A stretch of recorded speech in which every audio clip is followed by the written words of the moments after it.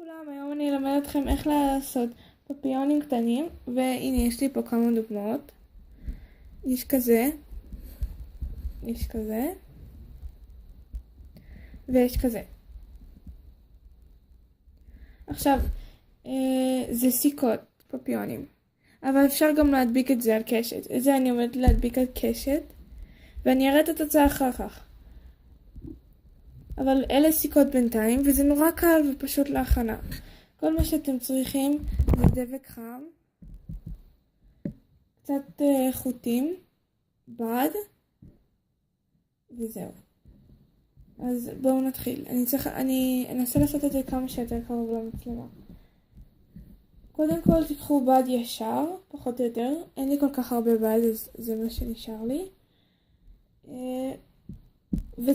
ותקמטו אותו באמצע בצורה כזאת.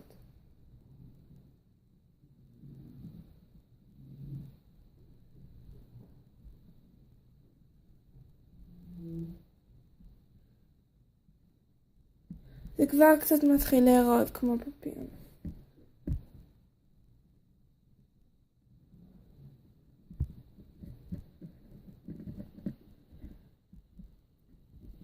עכשיו קחו מחט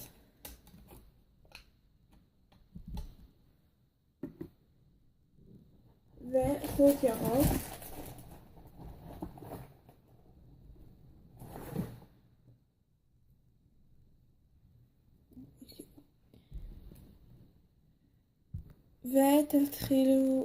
ותתחילו לתפור. עכשיו חשוב מאוד עם הדבק החם, אתם יכולים להיעזר באמא או באבא, ואל תעשו את זה לבד, כי זה מאוד מסוכן. תנסו לעשות את זה כמה שיותר באמצע, כדי שהפפיון יצא כמה שיותר מדויק.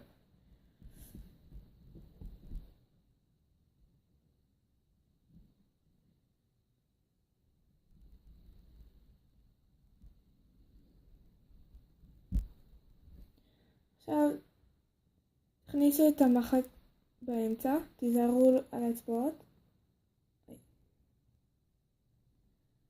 גם חשוב מאוד לקשור טוב טוב את המחט, את החוט למחט, שלא יקרה מה שקרה לי עכשיו.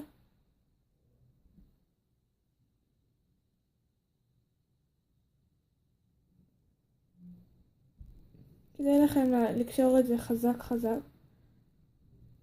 בשביל שזה יעזור לכם, ושזה חוט לא יקרה באמצע, כי זה קרה לי פעם אחת וזה היה ממש מעצבן, כי איבדתי את כל החוט. אחד זה מספיק, אבל חזק.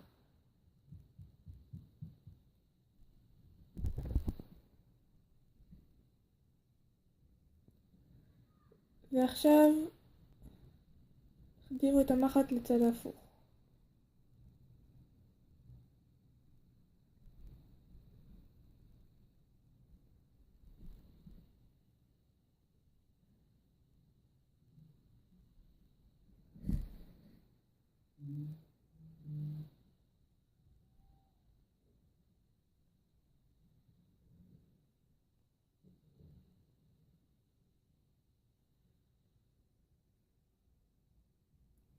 צריך רק 2-3 תפרים בשביל שזה יחזיק.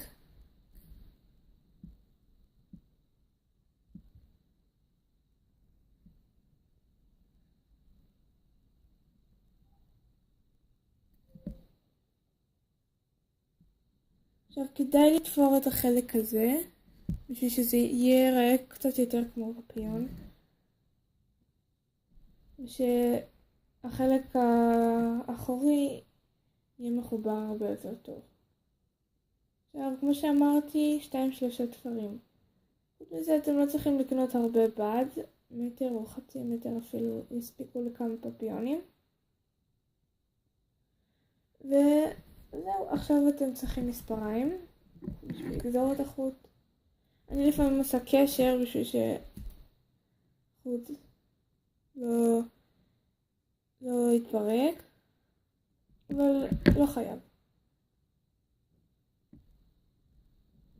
עכשיו מתחיל קצת להיראות יותר כמו פפיון, נכון?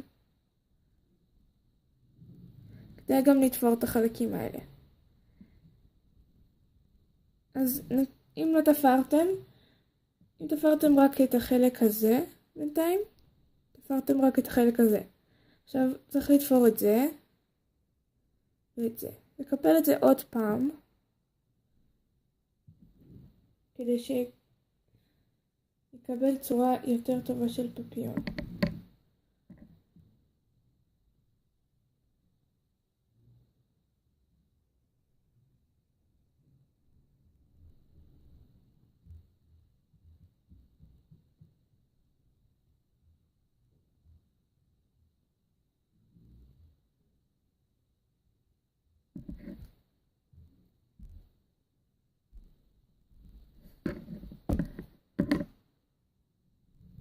עכשיו שסיימתם, אתם יכולים לקחת מאותו בד או מבד אחר, אני הפעם משתמש בבד הזה, ותחתכו חתיכה אחת שתלפף את הפפיון.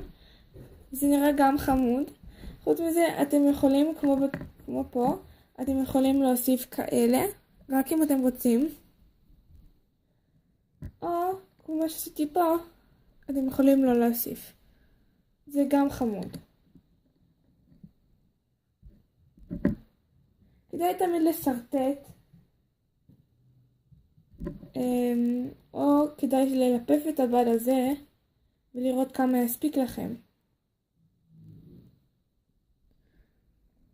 ואז כדאי לקחת עיפרון ולסמן כאן.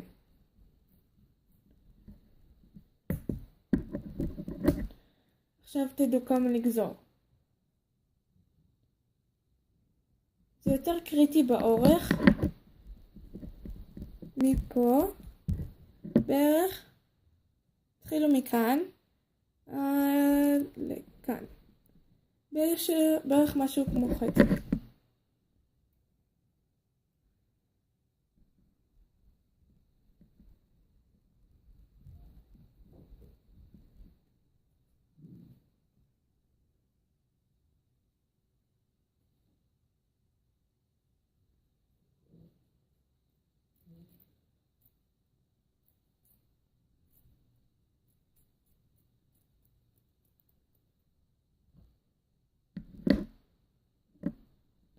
עכשיו כדאי ללפף את זה ככה.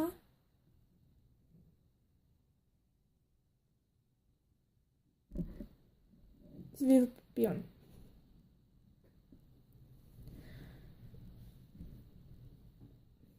צריך לגזור את זה בשביל שנוכל לתפור את זה בצורה יותר, או להדביק את זה איך שאתם רוצים, שזה יהיה יותר הדוק.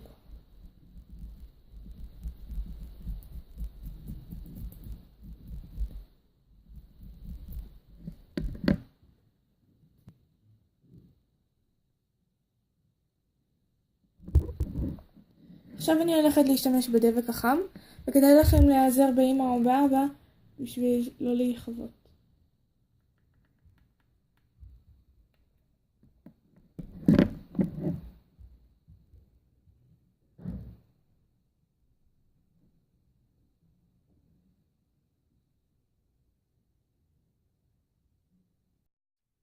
מכיוון שעשיתי את הפפיון קצת גדול מדי, אני הולכת לגזור אותו שיהיה יותר קטן. ואת החלקים כדאי לכם תמיד לשמור, כי אפשר לעשות איתם משהו אחר. אז כמו מקודם, אני מסרטטת.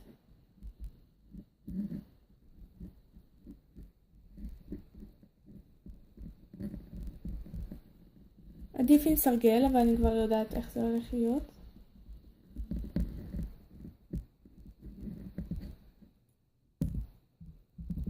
וגוזרים.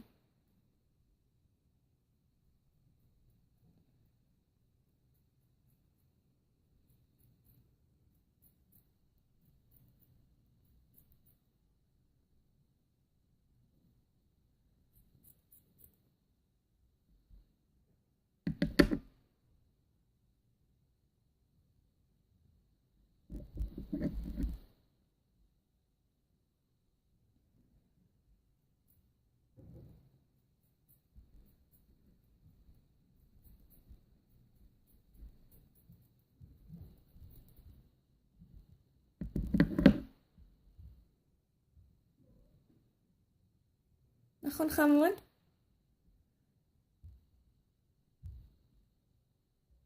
עכשיו תצטרכו עוד פעם את הדבק החם וכמה סיכות סבתא.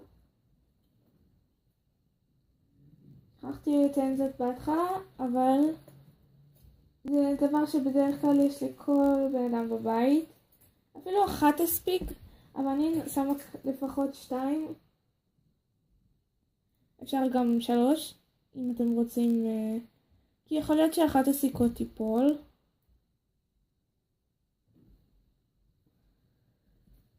יכול להיות שזה לא יחזיק כל כך מעמד. אם אתם לא חייבים סיכות סבתא, אתם יכולים סיכה רגילה חזקה אפילו, אבל עדיף שאם אתם משתמשים בסיכה רגילה, עדיף שהיא תהיה פשוטה ולא מקושטת.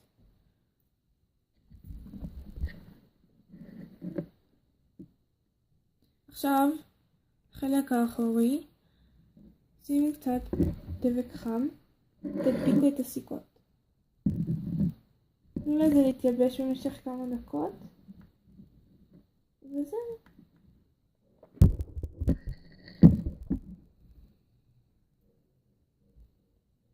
אפשר גם לשים את זה על קשתות.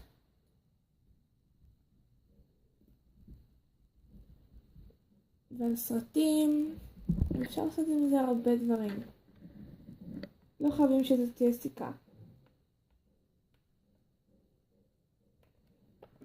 באמת זה לוקח כמה דקות, לא הרבה זמן.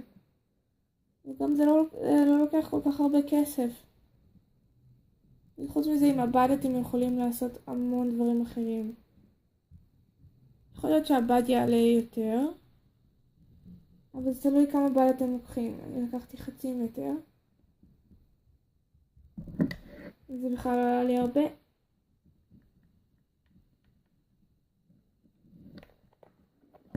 אתם אפילו יכולים להשתמש בחולצות ישנות, או אביזרים של תחפושות. מדביקים את הסיכות, חשוב שהם יהיו באותו האורך. שלא סיכה אחת תהיה מקדימה וסיכה אחת מאחורה. ווואלה, יש לכם סיכה.